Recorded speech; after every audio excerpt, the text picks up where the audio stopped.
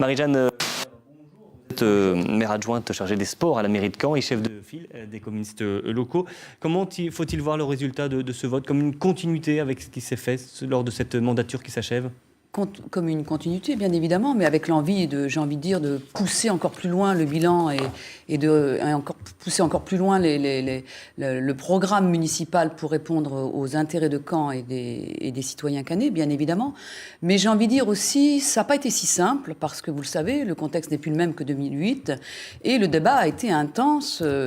extrêmement riche et important et contradictoire chez les communistes, puisque je le disais tout à l'heure, si nous avions dû voter il y a 1 mois, 2 mois sur la stratégie, je ne suis pas certaine que l'Union l'aurait emporté. Qu'est-ce qui a changé les choses alors ? Qu'est-ce qui a changé les choses ? D'abord parce que nous avons eu un débat important, et puis parce que nous avons su articuler national et local avec les communistes dans nos discussions et montrer que l'enjeu aujourd'hui, au regard j'ai envie de dire des critiques qui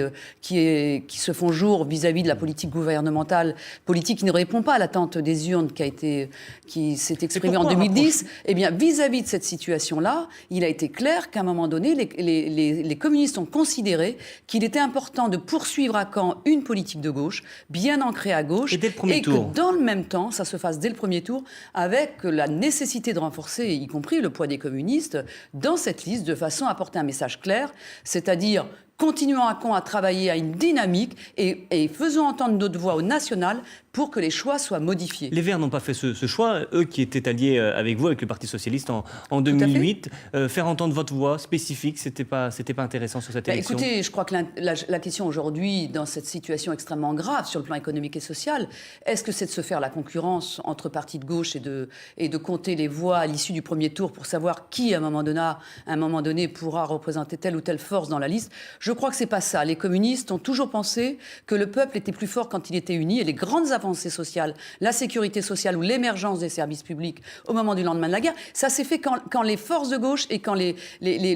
populations et les habitants étaient réunis. Donc c'est cette identité-là que nous portons, nous les communistes. C'est l'ambition de se rassembler dès le premier tour, et je pense que nous pouvons encore aller plus loin. Et bien sûr, cet appel se fait aux composantes du Front de gauche, parce qu'aujourd'hui, si les composantes du Front de gauche veulent exister en France, eh bien, il faut qu'elles fassent entendre la voix des salariés et bien sûr des Caennais et des Caennaises. Entendu, merci à vous Marie-Jeanne Gobert.